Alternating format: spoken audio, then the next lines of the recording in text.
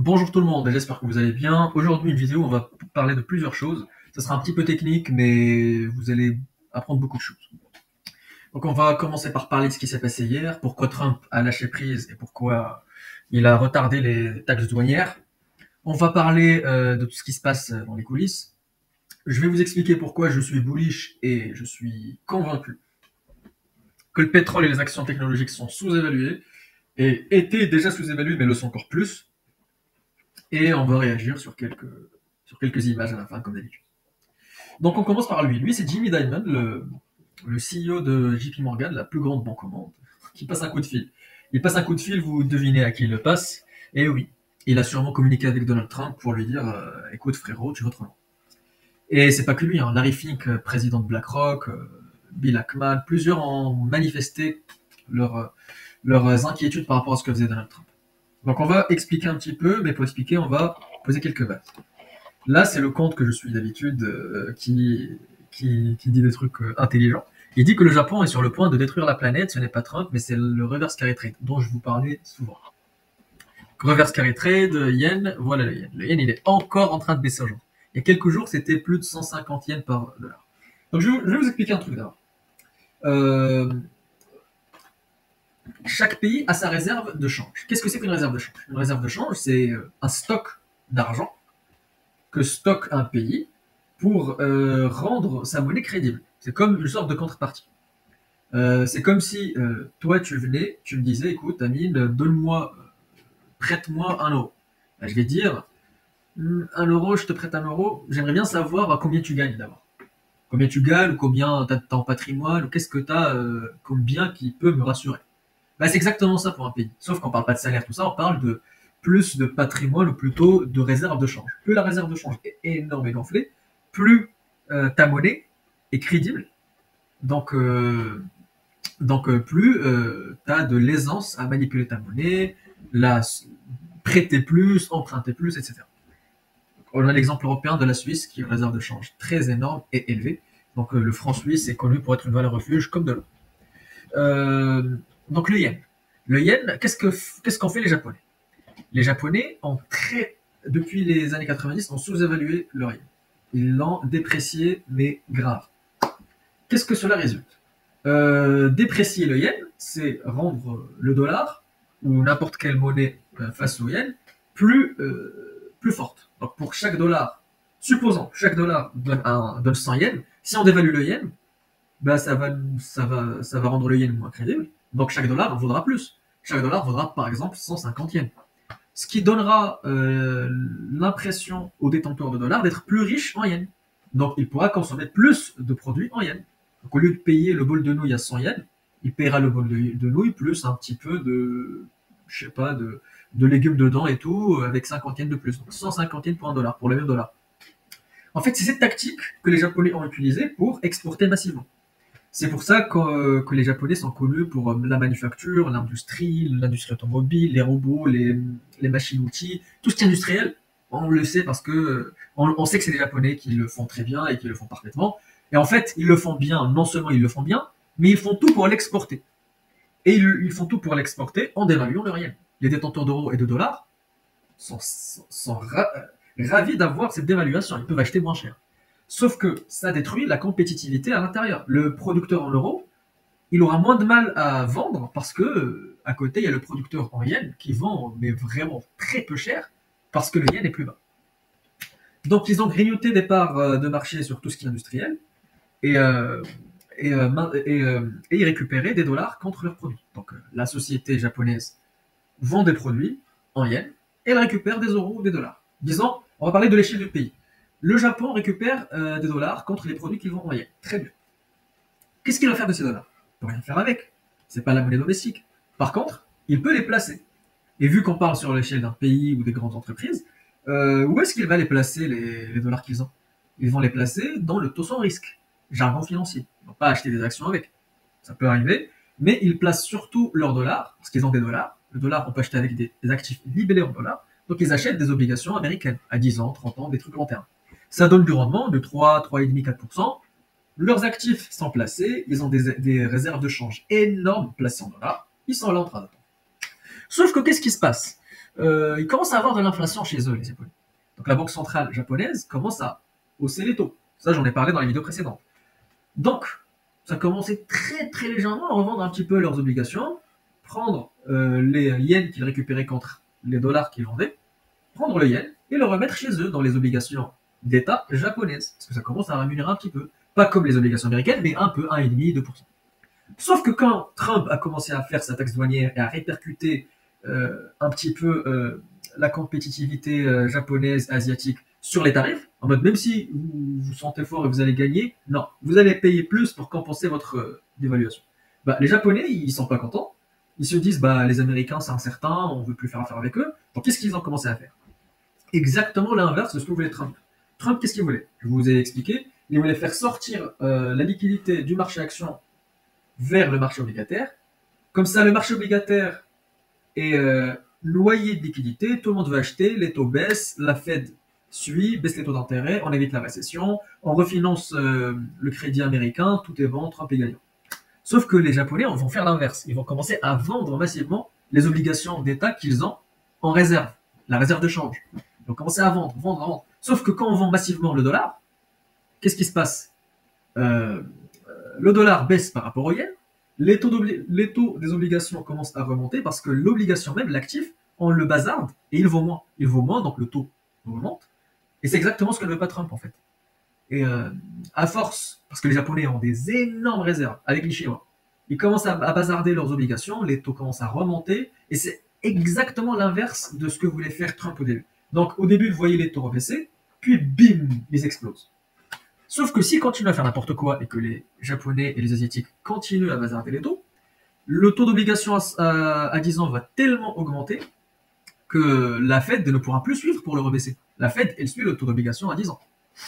Donc, s'il augmente et s'il explose, c'est quand on ne pourra plus refinancer la dette américaine. C'est qu'on commence à être tellement dans le déficit qu'on sera dans la trappe à dette. C'est-à-dire, on n'a pas de quoi rembourser les intérêts du crédit. Même si on emprunte pour rembourser le crédit, on n'aura pas de quoi rembourser. Donc, on va faire faillite. On va faire défaut sur l'échelle d'un État. Si les États-Unis font défaut, les militaires ne sont plus rémunérés, tout ce qui est infrastructure militaire, plus d'investissement, tout ce qui est médicaire, tout ce qui est fonctionnaire, tout sera à l'arrêt. Et c'est le cauchemar des Américains parce que c'est l'ennemi de tout le monde. Donc, les Japonais qui bazardent leurs obligations d'État, c'est quelque chose de très très dangereux. Donc, Trump, il a dit, oh, hop, hop, hop, hop, hop, hop, on arrête tout, je vous donne 90 jours avec des tarifs à 10%, sauf pour la Chine. En mode, il a dit, je connais ceux qui bazardent les taux d'obligation américains. Arrêtez, on va faire un deal ensemble, dans les coulisses, et moi je vais faire en sorte que j'ai gagné. Et sur Twitter, il met acheter les actions tout de suite, j'ai arrêté, j'ai suspendu pendant 90 jours les tarifs douaniers, donc je suis dans la posture du vainqueur. Et puis, de l'autre côté, la Chine, pourquoi il a laissé la Chine toute seule? Parce que la Chine commence à faire comme un petit peu le yen. Elle commence à dévaluer massivement son renminbi pour récupérer de la compétitivité suite aux tarifs douaniers. Sachant que dans les coulisses, ils vendent aussi massivement les obligations américaines qu'ils ont en réserve. Donc en gros, Trump, il a été battu par le marché. Voilà. J'espère que vous avez compris. C'était très technique. Si vous avez besoin d'éclaircissement, dites-le moi. Autre chose qui a été dangereuse, avant de passer à autre chose, c'est les taux d'obligations d'entreprise, ce qu'on appelle le high yield. High yield, les rendements élevés. Parce que les obligations d'entreprise donnent des rendements plus élevés que les obligations d'État. Les obligations d'État sont pas du tout risquées, donc ils rémunèrent moins, ce qui est tout à fait normal. Donc regardez-moi ça. En février, les entreprises refinançaient leurs dettes en payant 2,62% d'intérêt. Avec l'explosion du taux de rendement américain, obligations d'État, on est obligé de payer plus en obligations d'entreprise pour convaincre les gens de laisser l'obligation d'État et de venir prendre notre obligation à nous. Ce qui est normal, on est plus risqué que l'obligation d'État, donc on va payer plus. Sauf que quel est le risque là? Les entreprises vont faire faillite plus facilement que les États. Donc plus ce taux monte, plus le risque de faillite des entreprises explose, plus le chômage ou le risque de chômage pourra exploser, plus la récession fera mal à l'économie américaine. Et là, c'est le carnage, c'est la pauvreté, c'est plein de choses. Donc, l'explosion de ce taux hier, avec l'explosion du taux de rendement américain à 10 ans, a fait mal. Et c'est pour ça que Trump s'est arrêté. Donc pour tous ceux qui se disaient pourquoi il a fait une pause et tout, ben voilà, vous avez une explication complète. Maintenant, je vais vous expliquer pourquoi je pense que le pétrole est très sous-évalué. Donc je vais vous faire un petit topo vite fait sur la chaîne de valeur. D'abord, on a la phase d'exploration. On cherche où est le pétrole, on regarde, il y a des puits ici, ok. On fore les puits, donc c'est là.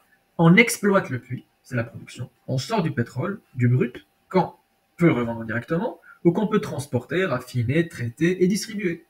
Donc, pendant le raffinage, on peut le vendre à des industries, à des entreprises industrielles chimiques pour faire du plastique, tout ça. Soit on le distribue sous forme d'essence, de fuel, etc. Donc, pour être plus précis, c'est trois grandes étapes. L'upstream, l'exploration, l'extraction et la production. Le midstream, tout ce qui est transport, logistique, tout ce qui est stockage. Et le downstream, tout ce qui est distribution, tout ce qui est transportation, tout ce qui est vente retail ou consommation. Donc là, je vais vous donner le coût de production du baril par région. Donc, le Moyen-Orient, c'est la moins chère. Le Moyen-Orient, vous voyez dans les films, quelqu'un vient, il fait un trou par terre et puis bim, il y a un gisement du pétrole. On a qui reste moins cher, du offshore peu profond. Ça, c'est l'Afrique. Les huiles lourdes, l'Amérique latine, le pétrole russe, l'offshore profond, c'est aussi de l'Afrique. Offshore très profond, là, on est aussi en Amérique latine et surtout les rives brésiliennes. Je ne sais pas si vous connaissez l'entreprise Petrobras qui a une technologie qui fore sous l'eau. Donc on a le pétrole de schiste, le nord-américain, le bassin permien si vous connaissez, le sable bitumeux et l'Arctique, le Groenland. Donc à partir de là, on peut comparer avec le baril du pétrole, le cours actuel. Le cours actuel, il est à 62, 63, il a même baissé jusqu'à 59 ou 58 hier de mémoire. On commence à comprendre un petit peu et à savoir que ceux qui produisent dans les coins nord-américains, sable bitumeux, arctique, vont être très très très embêtés par le prix actuel. Voire ils vont être en perte. En fait, je reviens vite fait ici. Chaque entreprise est spécialisée dans une étape. Donc, on a les entreprises qui louent les terres pour que les entreprises font des puits. Il y a les entreprises qui font les puits, les entreprises qui font les pipelines, toute la partie logistique, les entreprises qui s'occupent de la distribution, et les entreprises qui s'occupent du raffinage, et les entreprises qui s'occupent de l'industrie pétrochimique. Et il y a les majors qui font tout. On prend par exemple les 5 plus grandes majors, ExxonMobil, Chevron, Total Energy, Shell et BP comme British Petroleum. Donc pourquoi j'ai parlé de ça Sur PEA, l'entreprise française Total, que j'ai et que je renforce fortement, bah, cette entreprise, elle est implantée au Moyen-Orient, en Afrique, en Russie et un tout petit peu dans les coins nord-américains. Donc qu'est-ce que ça nous donne comme idée? Ils seront beaucoup moins impactés vu qu'ils ont un coût pondéré de production beaucoup plus bas que le prix du brut actuellement. Donc je pense qu'ils doivent être entre 24 et 30 dollars de coût de production. Tout ce qui vient après, entre les 30 et le coût actuel, c'est tout ce qu'ils font comme bénéfices d'exploitation, qu'ils utilisent pour réinvestir, pour maintenir les infrastructures et s'il reste quelque chose pour les actionnaires. Par contre, les ExxonMobil et les Chevron, ils sont là. Ils ont des coûts de production très élevés. Donc qu'est-ce que ça signifie? Soit ils vont taper dans les réserves qu'ils ont, généralement 10 ans, pour produire et pour vendre maintenant, soit ils vont tourner à perte. Et c'est hors de question pour la santé de l'entreprise. Ça montre deux choses. Ça montre que les entreprises saoudiennes, Moyen-Orient, Total, tout ça, sont plus avantagées, quoi qu'on en dise. Et en plus, si ça reste comme ça et si le prix baisse encore plus, on sera confronté à un choc d'offres. Ces entreprises-là, elles vont soit bien manger dans leur réserve, soit arrêter de forer parce qu'elles ne pourront plus forer vu que c'est pas rentable. Ça va faire exploser la demande par rapport à l'offre, parce qu'il y aura plus d'offres en fait. Et ça va être très bénéfique par rapport aux entreprises qui ne subissaient déjà pas le coût actuel du baril dès à présent, comme Total. Donc je pense que Total est sous-évalué et que le pétrole ne devrait pas être à ces niveaux-là. Donc le pétrole aussi, comme matière première, est sous-évalué. Je vous donne quelques ratios. Déjà, Total sous 50 euros, c'est gratos, hein, c'est de l'argent gratuit. C'est plus de 6% de rendement. Franchement, pas de conseil en investissement, mais franchement, moi je renforce. Donc price to earning très bas, avec l'année prochaine qui sera encore plus bas. Donc ça, c'est, comment dire, c'est le prix qu'on met par rapport au bénéfice net actuel. Donc là, si on l'achète Total aujourd'hui, on attend 8 ans pour récupérer notre mise en bénéfice net, pas en dividende. Ce qui est rien. Je vais aussi vous montrer le cours sur registre comptable. Donc, combien on paye par rapport au bilan. Ben là, c'est 1. Donc, pour 49,50 qu'on paye une action Totale, on récupère, si l'entreprise fait faillite et qu'on liquide tous les actifs, 49 euros. Donc, c'est à peu près valorisé à l'actif tangible. C'est incroyable. Maintenant, je vais vous parler aussi des entreprises technologiques. Ben, je vous prends les deux plus évidentes, Google et Amazon. Google, c'est une entreprise. Enfin, déjà, c'est l'entreprise Alphabet. Alphabet qui a Google comme filiale et qui a OtherBet. Alphabet, OtherBet. Dans Alphabet, et là, tout ce qu'on connaît tous, Map, Search, YouTube, plein de choses qu'on utilise chaque jour et dont on ne pourra pas se couper. Dans OtherBet, ils ont Waymo. Waymo, c'est la nouvelle pépite. C'est de la conduite autonome qui talonne déjà Tesla, qui ont beaucoup de partenariats avec Uber. Donc, ils ont aussi AWS, le cloud, qui explose à la hausse en croissance chaque année. Plus de 15-20% de croissance, c'est incroyable. Pourquoi je vous ai dit que c'est déflationniste? Parce que ces entreprises-là, elles innovent. Donc, elles font constamment baisser le coût de production des entreprises en continu. Donc, avant, il y avait des archives, maintenant, il y a le cloud. Avant, il y avait des reporters, des personnes qui écrivaient, des personnes qui faisaient des tâches. Maintenant, il y a Gemini. Avant, il y avait la télé, maintenant, il y a YouTube. Ça fait baisser les coûts et c'est déflationniste par nature du business. Bien sûr, quelques ratios aussi. Donc, généralement, ce type d'entreprise se négocie à 25 fois les bénéfices. Là, on peut voir qu'on est moins de 20 fois et moins de 18 fois les bénéfices à terme, c'est-à-dire le forward PE. Donc, franchement, c'est pas un conseil en investissement, mais c'est presque impossible de perdre de l'argent sur le long terme en payant du Alphabet aujourd'hui. Amazon, même chose, c'est une entreprise extrêmement diversifiée, extrêmement croissance, qui sont dans la pub, qui sont dans le streaming, qui sont dans la musique, qui sont dans l'e-commerce, qui sont dans le cloud, ils sont partout, ils sont même dans l'internet par satellite. Ils vont commencer à concurrencer Starlink, l'entreprise d'Elon Musk. Donc c'est encore plus diversifié que Google.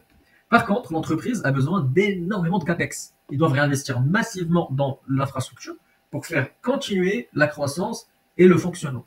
C'est pour ça qu'on va pas les valoriser au price to earning, mais on va les valoriser. Normalement, on devrait les valoriser au flux de trésorerie opérationnelle, mais l'équivalent, c'est l'EBITDA. EBITDA, c'est Earning Before Interest and Tax, Depreciation and Amortisements. Donc, en gros, c'est le bénéfice d'exploitation. Donc, la valeur d'entreprise, c'est la capitalisation boursière plus la dette. Donc, ils n'ont pas de dette, hein, donc valeur d'entreprise, c'est presque la capitalisation boursière. Hein, ils ont quoi, 20 milliards de dettes par rapport à 2 trillions. Donc, valeur d'entreprise sur EBITDA, c'est 16. C'est rien du tout, c'est très sous-évalué. C'est un peu plus cher que Google parce que c'est difficile à valoriser, mais c'est presque de l'argent gratuit. Voilà pour les actions technologiques que je favorise. Maintenant, on va réagir à certaines images. Cette image montre une banque, c'est la Banque centrale fédérale américaine, qui est gagnante, victorieuse toute seule devant les obligations, l'or et les actions.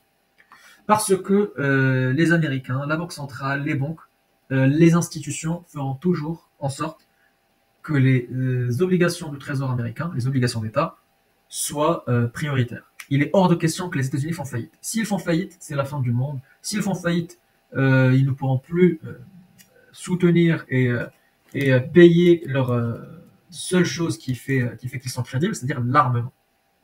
Donc les obligations gagneront toujours. Et c'est pour ça qu'on a un crack en ce moment. C'est pour faire baisser les obligations, faire baisser le taux des obligations et refinancer la dette parce qu'elle commence à devenir insoutenable. Inflation is down. Donc, Donald Trump, il a fait baisser le pétrole avec les taxes, il a fait baisser les taux d'obligation temporairement. Il dit que l'inflation est plus basse et il dit ça pour que Jérôme Powell fasse baisser les taux. Mais il ne le fera pas. Donc il est là, il est presque en train de suppléer Jérôme Powell, mais il n'y aura pas de baisse de taux actuellement, sauf si catastrophe, bien sûr. Et justement, parlons de Powell. semaine m'a fait rire. Printer is coming, comme Winter is coming de la série Game of Thrones. Ça, c'est Jon Snow et ça, c'est la tête de Powell. Donc, Printer is coming, l'imprimante est en train de venir, en mode on va faire baisser le taux d'intérêt, on va inonder le marché de liquidité pour sauver les obligations et les actions. Donc j'ai fait un grand tour. Aujourd'hui a été plus technique que d'habitude. J'espère que vous avez suivi. Si vous avez des questions, n'hésitez pas en commentaire. N'hésitez pas à liker et puis partager si vous voulez. Et on se voit la prochaine fois. Merci beaucoup.